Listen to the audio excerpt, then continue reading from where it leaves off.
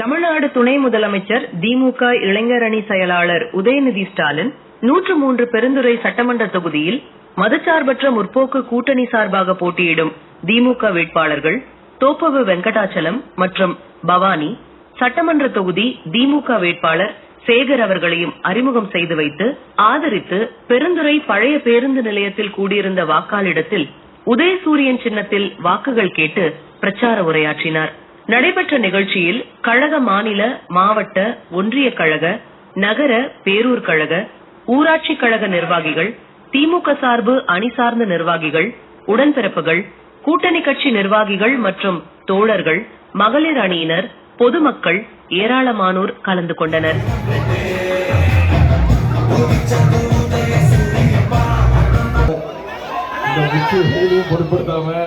இவ்வளவு சிறப்பான, அன்பான, எழுச்சியான வரவேற்பு கொடுத்திருக்கக்கூடியவங்க அத்தனை பேருக்கும் முதல்ல என்னுடைய நன்றியை நான் தெரிவிச்சுக்கிறேன். இந்த நிகழ்ச்சியை சிறப்பாக ஏற்பாடு செஞ்சிருக்கக்கூடிய நம்முடைய மேற்கு மாவட்ட ஈரோடு மேற்கு வேட்பாளர் அண்ணன் முத்துசாமி அவர்களுக்கும், நம்முடைய வெற்றி வேட்பாளர் பெருந்துறையினுடைய வெற்றி வேட்பாளர் திரு தோப்பு வெங்கடாச்சலம் அவர்களுக்கும்,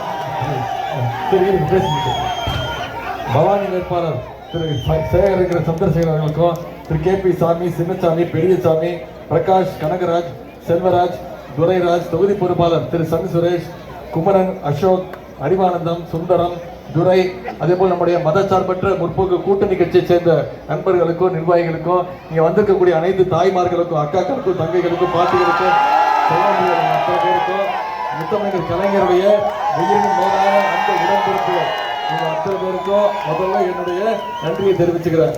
நான் வந்தது தெரியுமா, நீங்களாம் உதயசூரியன் சின்னத்துல அந்த தோப்பு வெங்கடாச்சலம் அவர்களுக்கு வாக்களித்து வெற்றி பெற வைக்கணும்னு கேட்கறதுக்காக நான் வந்தேன். ஆனா நீங்க வந்து பார்த்ததுக்கு அப்புறம் தான் தெரியுது, ஏற்கனவே பெருந்துறையில வெற்றி கன்ஃபார்ம். உறுதியா? பெருந்துறையில உதயசூரியன் வெற்றி உறுதியா? அந்த தோப்பு வெங்கடாச்சலம் வெற்றி உறுதியா? எந்த சின்னம்?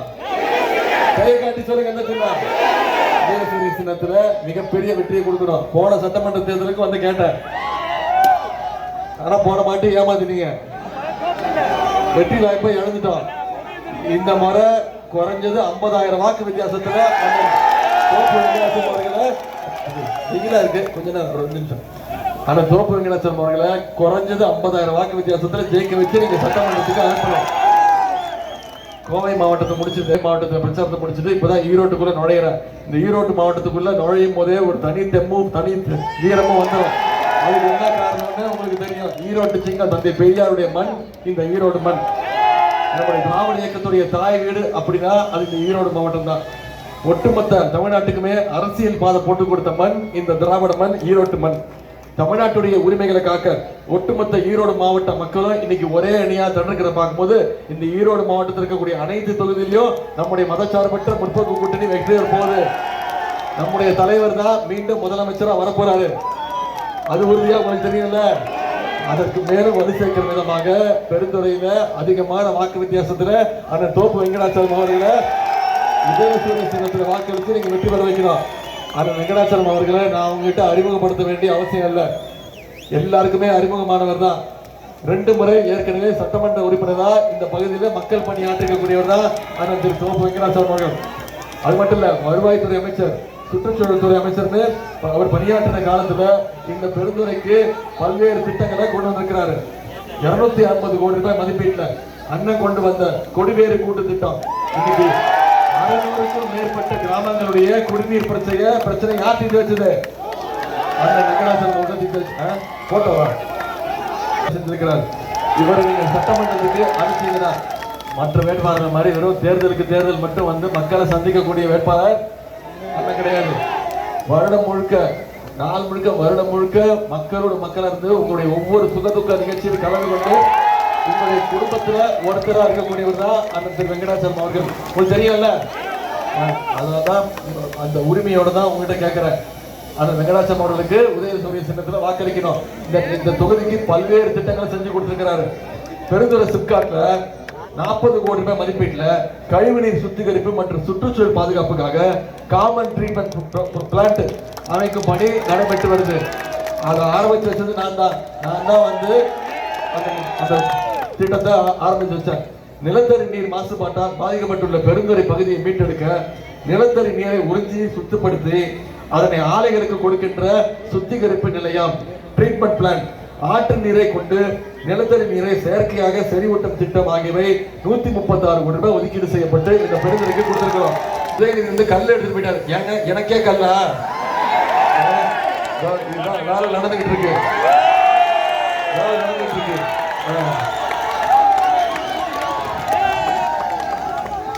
இன்னும் 10 மாதங்கள்ல இந்த வேலை முடிஞ்சு இந்த திட்டம் செயல்பாட்டுக்கு வரும். நான் பொறுப்பெடுத்துக்கிறேன்.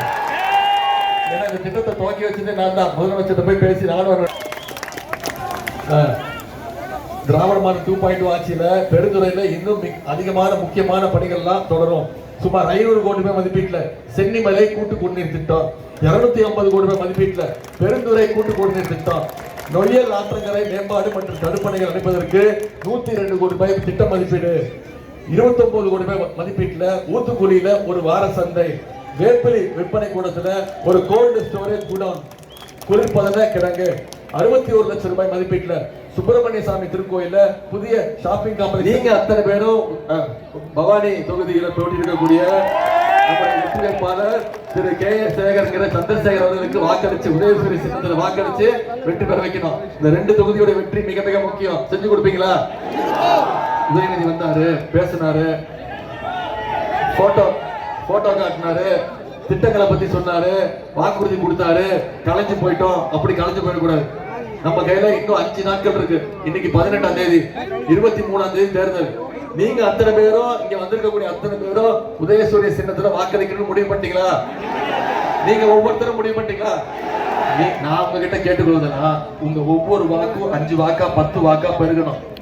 அடுத்த 5 நாட்களுக்கு நீங்க யாரை பார்த்தாலும் ஒவ்வொரு வீடா போங்க, தெருவில் இருக்கக்கூடிய ஒவ்வொரு வீடா போங்க, யாரை சந்திச்சாலும் பிரச்சாரம் பண்ணுங்க. ஏன் திமுக மீண்டும் ஆட்சிக்கு வரணும்? ஏன் நம்முடைய அண்ணன் தோப்பு வெங்கடாச்சலம் அவர்கள் வெற்றி பெறணும்? ஏன் நம்முடைய KS சேகர் அவர்கள் வெற்றி பெறணும்? ஏன் உதயசூரிய சின்னத்துக்கு வாக்களிக்கணும்? என்னென்ன திட்டங்கள் கொண்டு வந்திருக்கிறோம், என்னென்ன வாக்குறுதிகள் கொடுத்திருக்கிறோம், ஜெயிச்சா என்ன பண்ணுவார் முதலமைச்சர்? எல்லாத்தை விட முக்கியம், சங்கி கூட்டத்தையும் அடிமை கூட்டத்தையும் தமிழ்நாட்டுக்குள்ள தளவுக்கு விடக்கூடாது அப்படிங்கிற பிரச்சாரத்தை நீங்க ஒவ்வொருத்தரும் பண்ணீங்கன்னா, அடுத்த 5 நாட்கள் பண்ணீங்கன்னா நிச்சயம் அதிகமான வாக்கு வித்தியாசத்துல பெருந்துறை தொகுதியும் பவானி தொகுதியும் வெற்றி அப்படிங்கிற செய்தி 4ஆம் தேதி வாரம் செஞ்சு காட்டுவீங்களா? இவரையெல்லாம் அன்போடு கேட்கிறேன், பண்போடு கேட்கிறேன், பாசத்தோடு கேட்கிறேன், உரிமையோடு கேட்கிறேன், உங்க வீட்டு பிள்ளையாக இருந்து கேட்கிறேன், தலைவருடைய மகனாக இருந்து கேட்கிறேன், இன்னும் பெருமையா பூரிப்பா சொல்லணும்னா டாக்டர் கலைஞருடைய பேரனாக இருந்து கேட்கிறேன். உதயசூரிய சின்னத்துல வாக்களித்து அண்ணன் வெங்கடாச்சலம், தோப்பு வெங்கடாச்சலம் அவர்களையும் திரு சேகர் அவர்களையும் அதிகமான வாக்கு வித்தியாசத்துல பெருந்துறையிலையும் பவானியிலையும் ஜெயிக்க வச்சு வெற்றிங்கிற செய்தி உறுதி செய்யுங்க. உங்களுடைய அன்புக்கும் வரவேற்புக்கும் நன்றி நன்றி நன்றி.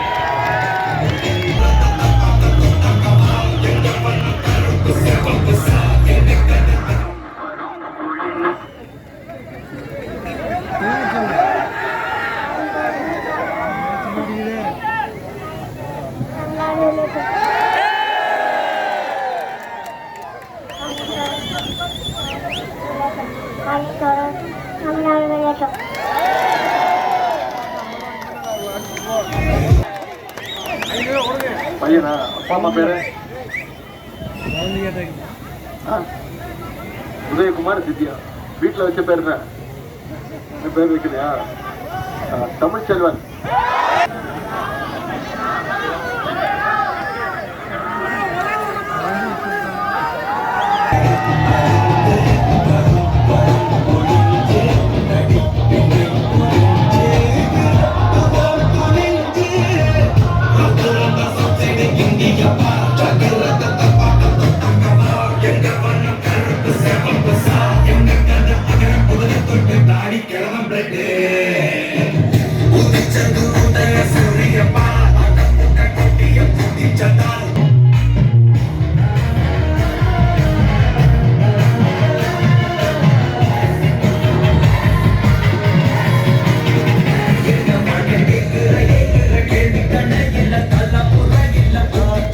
வெறும் எடுத்துக்காட்டு தான். இந்த பெருந்துறைக்கு என்னென்ன பண்ணிருக்கோங்கிறதுல வெறும் எடுத்துக்காட்டு தான். இது மாதிரி தமிழ்நாடு முழுக்க நம்முடைய முதலமைச்சர் அவர்கள் என்னென்ன திட்டங்கள் சொன்னாரோ அதையெல்லாம் செஞ்சு காட்டிருக்கிறோம். உதாரணத்திற்கு நம்முடைய முதலமைச்சர் அவர்கள் முதலமைச்சரா பொறுப்பேற்று அவர் போட்ட முதல் கையெழுத்து மகளிருக்கான விடியல் பயண திட்டம். இருக்கா? போன சட்டமன்ற தேர்தலில் நம்முடைய முதலமைச்சர் சொன்ன வாக்குறுதி செஞ்சு கொடுத்தமா இல்லையா?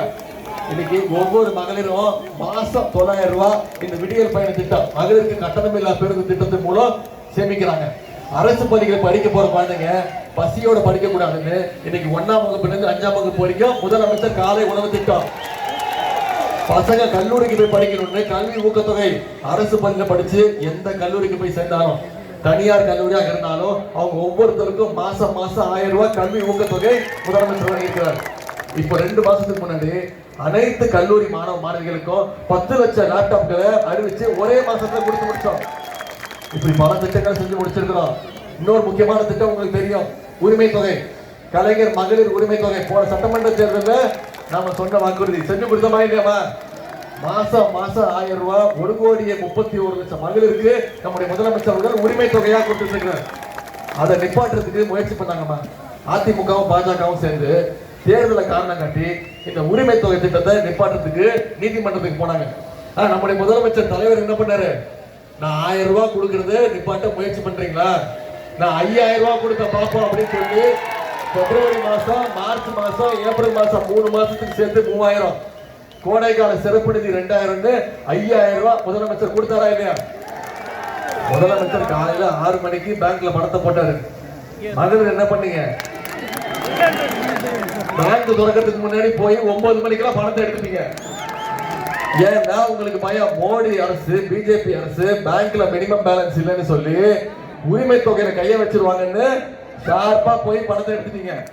அதே மாதிரி ஷார்ப்பா 23ஆம் தேதி வாக்குச்சாவடிக்கு போய் வாக்குப்பெட்டியில 3வது இடம், 3வது பேர் அந்த தோப்பு வைக்கிற பேர் இருக்கும். அதுக்கு பக்கத்துல உதயசூரியன் சின்னம் இருக்கும். அதுல வாக்களிச்சு வாக்குப்பெட்டியில 3வது இடம், வாக்கு எண்ணிக்கையின் போது முதல் இடத்துல அந்த தோப்பு வைக்கிற பேர் வரணும். உதயசூரியன் மீண்டும் பெருந்துறையில ஜெயிச்சாச்சுங்கிற வெற்றி செய்தி வரணும். செஞ்சு காட்டுவீங்களா? அது மாதிரி என்னென்ன வாக்குறுதி கொடுத்திருக்கிறோம், முக்கியமான வாக்குறுதி மட்டும் சொல்ல விரும்புறேன். மகளிர் உரிமை தொகை 1000 ரூபாய்ங்கிறத 2000 ரூபாய் உயர்த்தி தருவோம்னு முதலமைச்சர் வாக்குறுதி கொடுத்திருக்கிறாரு. முதலமைச்சர் காலை உணவு திட்டம் 5ஆம் வகுப்பு வரைக்கும் இல்ல, 8ஆம் 1000 ரூபாய் கிடையாது, 1500 ரூபாய் உயர்த்தப்படும் நம்முடைய முதலமைச்சர் வாக்குறுதி கொடுத்திருக்கிறார்.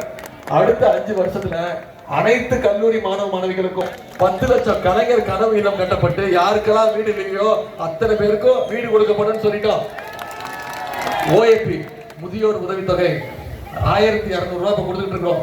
அதை உயர்த்தி 2000 ரூபாய் கொடுக்கப்படும் முதலமைச்சர் வாக்குறுதி கொடுத்தார். இன்னொன்னு முக்கியமானது, அது உங்களுக்கு எல்லாம் ஏற்கனவே தெரியும். வீட்டுல எல்லாம் பேசி முடிவு பண்ணிட்டீங்களா என்ன வாங்க போறேன்னு? ஆட்சி அமைஞ்சோன்னு நம்முடைய முதலமைச்சர் அவர்கள் அனைத்து மகளுடைய கைகளையும் 8000 ரூபாய் நம்முடைய முதலமைச்சர் அவங்க கைகளை ஒப்படைச்சிருவார். வீட்டுக்கு என்ன தேவைங்கிறத மகளிர் அவங்களே முடிவு பண்ணி யோசிச்சு அவங்களே என்ன மின்சார பொருட்கள் தேவையோ அது அவங்களே வாங்கிக்கலாம்னு முதலமைச்சர் வாக்குறுதி கொடுத்திருக்கிறார். இதெல்லாம் செஞ்சு கொடுப்போம்னா நம்முடைய திராவிட மாடல் 2.0 ஆட்சி அமையணும். அதுக்கு பெருந்துறையில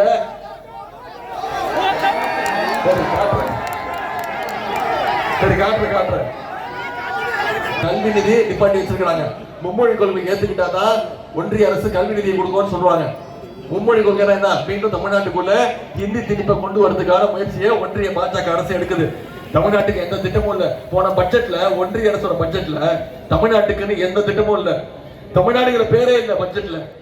இப்படி தமிழ்நாட்டை தொடர்ந்து பழிவாங்குற ஒன்றிய பாஜக அரச, அதோட அடிமை கூட்டத்தை இந்த முறை நம்ம பழிவாங்கணுமா வேணாமா? நேற்று நீங்க தொலைக்காட்சி எல்லாம் பார்த்திருப்பீங்க. டீலிமிட்டேஷன் தொகுதி மறுவரையறை கொண்டு வந்தாங்க. ஆனா அது தோக்கடிச்சிட்டோம். நம்முடைய தலைவர் தான் முதல் குரல் எழுப்பினாரு. போன வருஷம் நம்முடைய தலைவர் சொன்னாரு, எல்லா முதலமைச்சரும் வர வச்சு எல்லா தலைவரையும் வர வச்சு இந்த டீலிமிட்டேஷனை தமிழ்நாடு ஒத்துக்காதுன்னு சொன்னோம். நாடாளுமன்ற உறுப்பினர் எண்ணிக்கையை குறைப்பதற்கான முயற்சி. ஏன்? மக்கள் கட்டுப்பாடு நம்ம சரியா பண்ணதுனால தமிழ்நாட்டை தண்டிக்குது ஒன்றிய அரசு. இப்படி நாம ஒவ்வொருத்துக்கும் நம்முடைய மாநில உரிமைகள் படிப்போம் போதெல்லாம் நம்முடைய முதலமைச்சர் தான் குரல் கொடுக்கிறாரு. ஆனா எதிர்கட்சி தலைவர் என்ன பண்றாரு? திரு எடப்பாடி பழனிசாமி என்ன பண்றாரு? நீங்க எல்லாம் பார்த்திருப்பீங்க, முரட்டு பக்தர்கள் பார்த்திருப்பீங்க, முரட்டு தொண்டர்கள் கேள்விப்பட்டிருப்பீங்க. ஆனா ஒரு முரட்டு அடிமையை பார்த்திருக்கீங்களா? யார் அந்த முரட்டு அடிமை? இதெல்லாம் நான் தான் சொன்னேன். மோடியுடைய நம்பர் 1 முரட்டு அடிமை திரு எடப்பாடி பழனிசாமி அவர்கள் தான் அப்படின்னு சொன்னேன். அதுக்கு தான் அவருக்கு மூக்கு மேல கோவம் வந்துருச்சு. என்ன சொல்லிட்டாரு, உதயநிதிக்கு எந்த அனுபவம் கிடையாது, எந்த அனுபவத்தை வச்சு இப்படி பேசுறாருன்னு சொன்னாரு. நான் சொன்னேன், ஆமா உங்களுக்கு இருக்க அனுபவம் எல்லாம் எனக்கு கிடையாது, இந்த அனுபவம் எனக்கு கிடையாது.